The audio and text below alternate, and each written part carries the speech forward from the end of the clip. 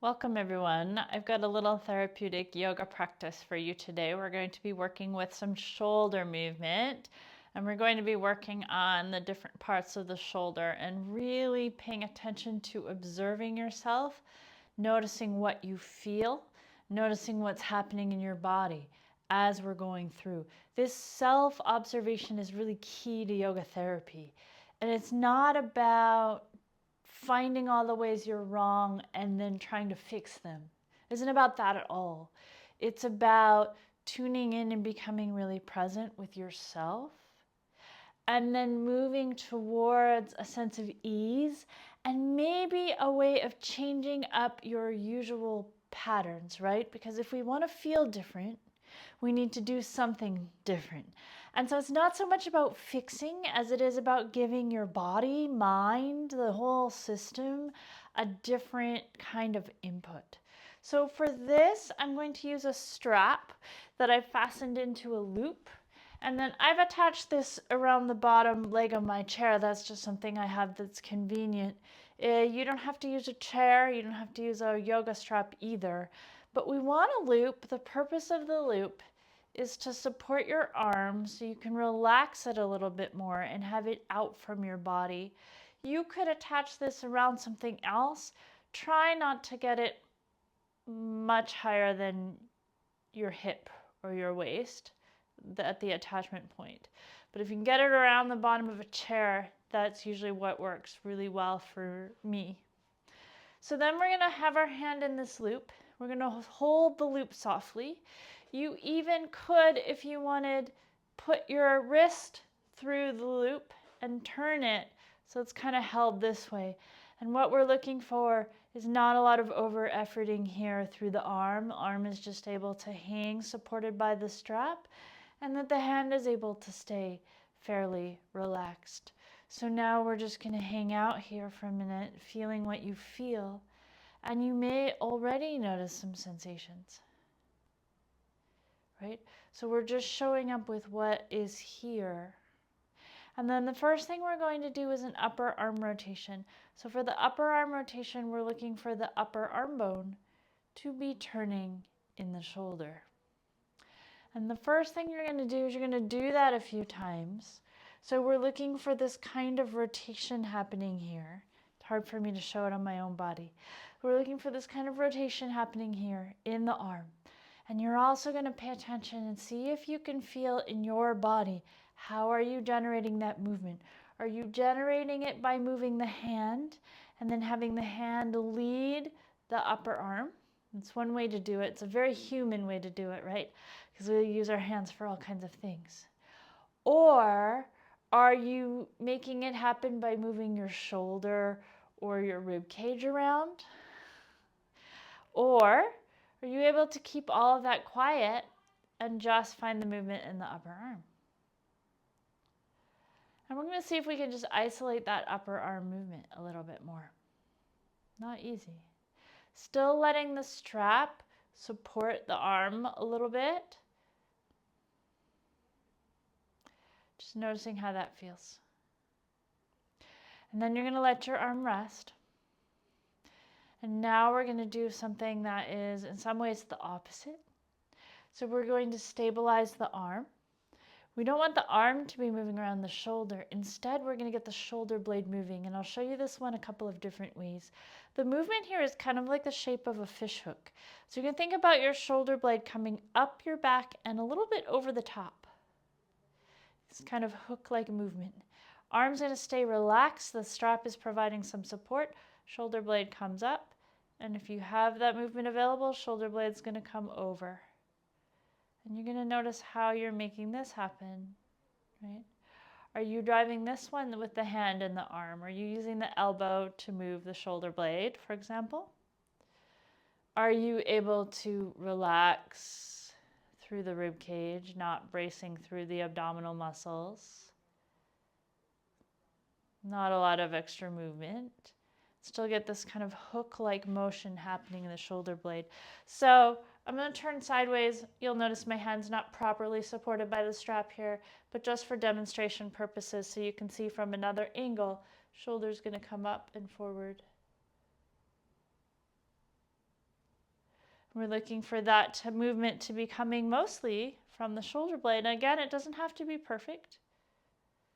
Just seeing if we can isolate, smooth it out, find a quality of ease within this movement of the shoulder.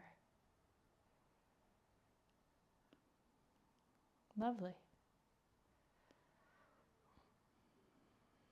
And then you're going to let the arm rest. So now we're going to let the arm be still. We're going to move the rib cage. Actually, the whole shoulder is remaining. So you may need to move your feet, but what you're going to feel happening up here is that the rib cage is going to rotate around the shoulder. So the arm stays in place, the rib cage rotates. And what should be happening on the back of the body is that shoulder blade is going to be sliding on the surface of the rib cage. So as you turn, your shoulder blade is going to be sliding in towards the spine. And as you turn back, the shoulder blade is going to be gliding out towards the outer edges of the rib cage. You're going to see if you can keep your arm relaxed. Keep your arm in place. Let the shoulder blade move. So that as the rib cage is turning, the shoulder blade is able to stay in place. And the rib is actually gliding under the shoulder blade, would be a more accurate way to say it. So you're going to notice how that feels, and you're going to tune into the sensations. So again, this is not about torture. Shouldn't hurt.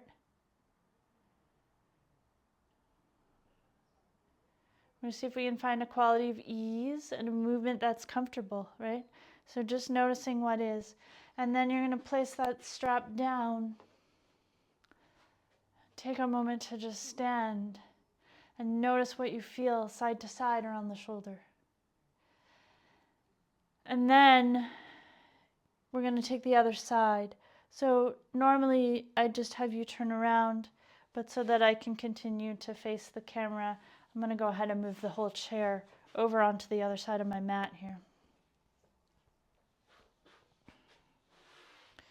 So your hands in the strap, and your hands in the strap in a way that feels relaxed. Move this over just a little bit more. So either like this, or putting the hand through and letting it rest on top. Letting the strap take some of the weight of the arm. And then we're going to bring the attention up into the upper arm bone. We're going to see if we can find that rotation here. Now, we have a dominant hand, right? We have an arm that we use for a lot of our activities, our fine motor activities. And we may use the other arm preferentially for other types of activities. So that is going to mean that the function in the two arms is probably going to be a little bit different. So this may feel different on this side than it does on the other side.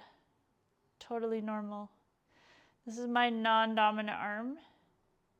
And for me, I get a little bit more nervy type sensations on this side, and I have a little bit less ease of movement. So for me on this side, some of these rotations are going to be a little bit smaller. So I'm going to keep it in a range of motion that's comfortable.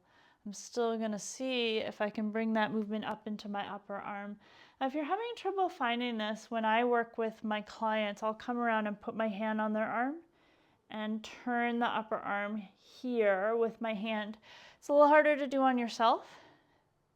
Works best if you can find someone to give you a little bit of an assist there, but that can really help you find the movement if you're struggling. You're going to let your arm rest now. Notice what you feel.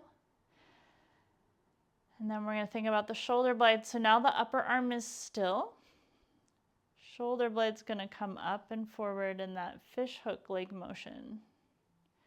Shoulder blade up the back and rolling forward.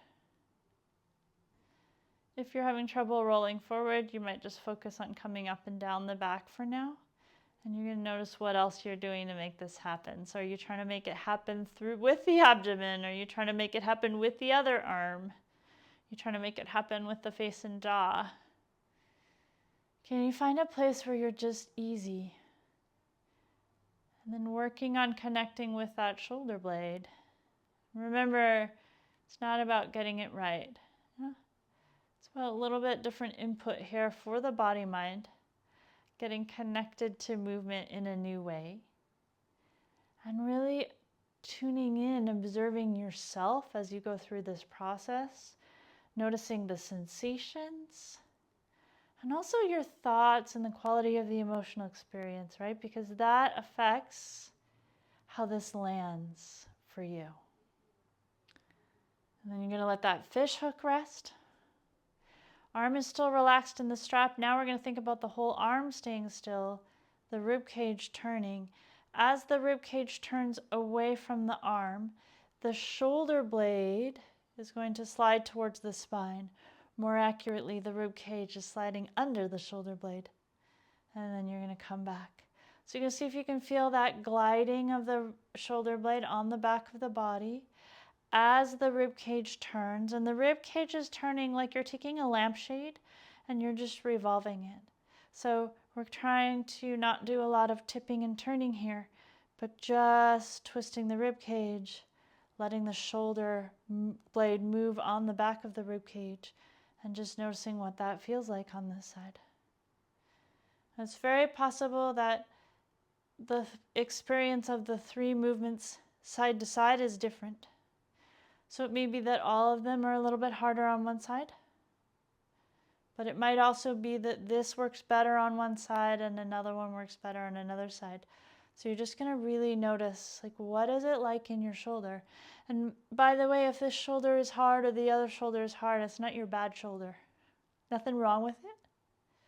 It's specialized to do certain jobs, right, in your life. And so this is just about waking up the connection between the brain and the body and getting your shoulder to do some things it's not used to doing. So when you're complete with this, again, you can let that strap rest. Just take a moment to stand and then notice how you feel side to side. And notice not just the shoulders. Shoulders are important, but also notice your connection to the floor, your breathing.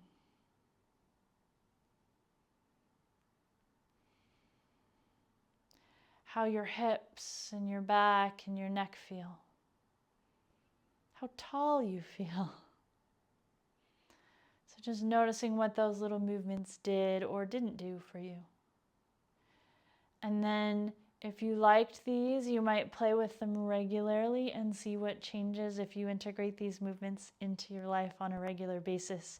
If you have questions, please put them in the comments. I'd be happy to answer them. I hope you have fun exploring the shoulder series. I find it to be a really useful one for myself and for my clients.